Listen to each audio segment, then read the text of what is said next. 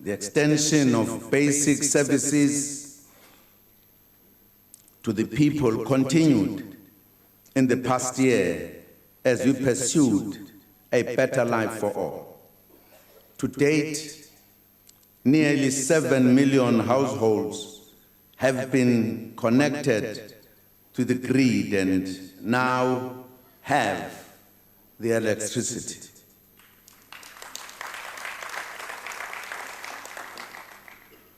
The successful execution of the Eskom's build and maintenance programs helped ensure stability and an end to load shedding. Work is continuing to ensure energy security. Renewable energy forms an important part of our energy mix, which also includes electricity generation from gas, nuclear, solar, wind, hydro, and coal. Government is committed to the overall Independent Power Producers Program, and we are expanding the program to other sources of energy, including coal and gas, in addition to renewable energy. Eskom will sign the outstanding power purchase agreements for renewable energy in line with the procured rounds. What do we mean by radical social economic transformation?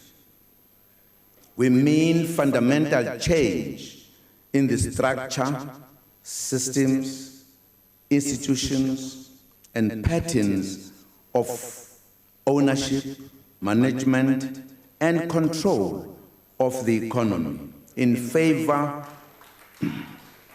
of all South Africans, especially the poor, the majority of whom are African and female.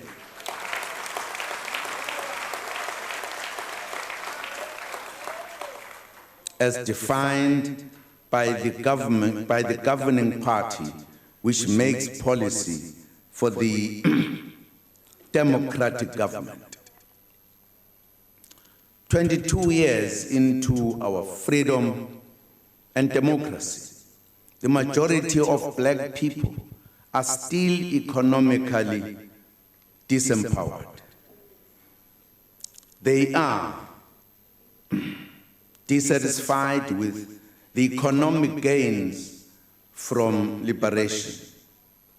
The gap between the annual average household incomes of African-headed households and their white counterparts remains shockingly huge. Today, we are starting a new chapter of radical socio-economic transformation. We are saying that we should move beyond words to practical programs.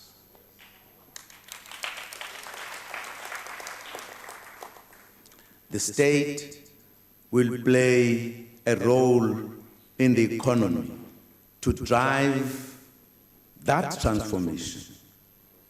In this regard, government will utilize to the maximum the strategic levers that are available to the state. This includes legislation, regulations, licensing, budget, and procurement, as well as broad-based black economic empowerment charters to influence the behavior of the private sector and drive transformation. Honorable members, it will be difficult, if not impossible, to achieve true reconciliation until the land question is resolved.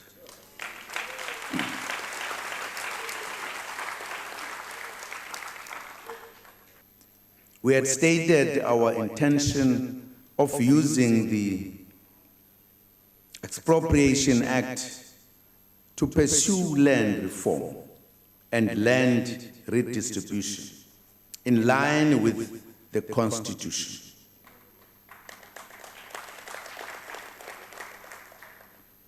I have now decided to refer the bill back to Parliament for reconsideration on the basis that the bill might not pass constitutional muster.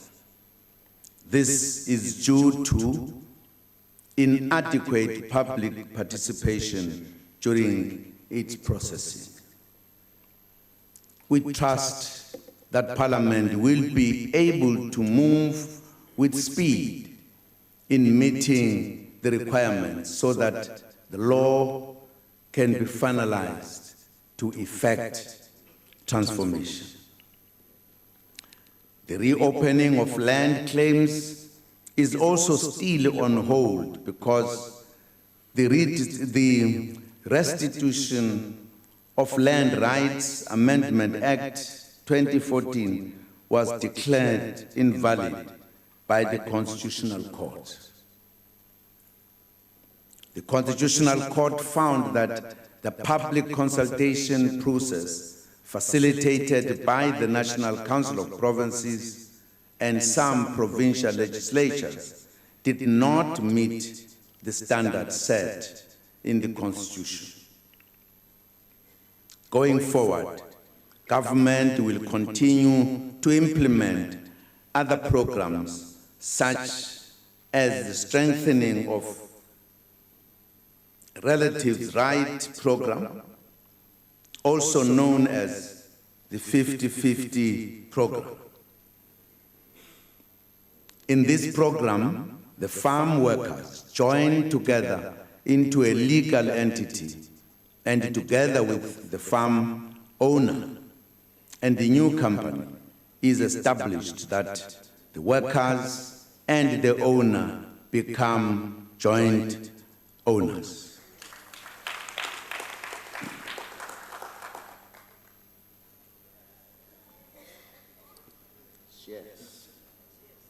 Shares.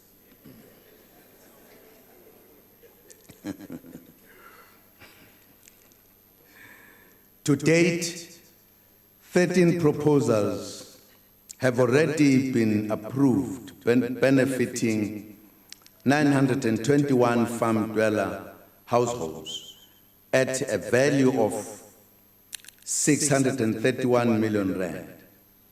We applaud farmers and farm workers for this innovation.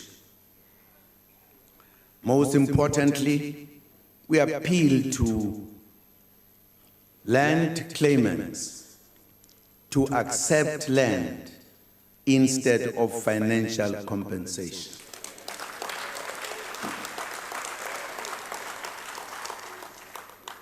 This is very important. You accept finance, you use it, in a short time it's gone, the land remains. Land has a value for you, so it is important that you remain with the land rather than with the money.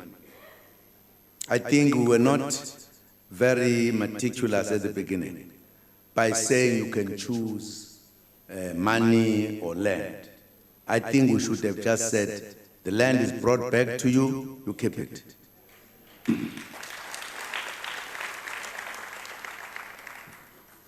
Over 90% of claims are currently settled through financial compensation, which does not help the process at all. It perpetuates dispossession. It also undermines economic empowerment.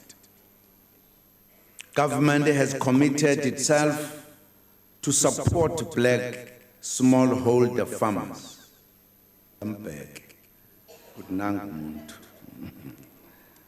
Compatriots, in December 2015, university students voiced their concerns about the cost of higher education. They correctly pointed out that accumulated debts and fast rising fees were making it harder and harder for those who come from less privileged households to enter and stay within the education system until they complete their studies. It is for this reason that when university students expressed genuine concerns about being excluded from universities, our caring government responded appropriately by taking over the responsibility to pay the fee increase for the 2016 academic year.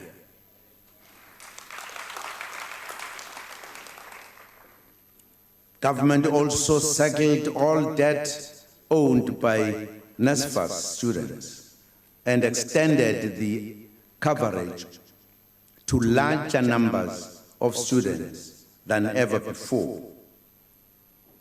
At the time of tabling the 2016 medium-term budget policy statement, our government announced additional measures aimed at making higher education accessible to more students from working-class families.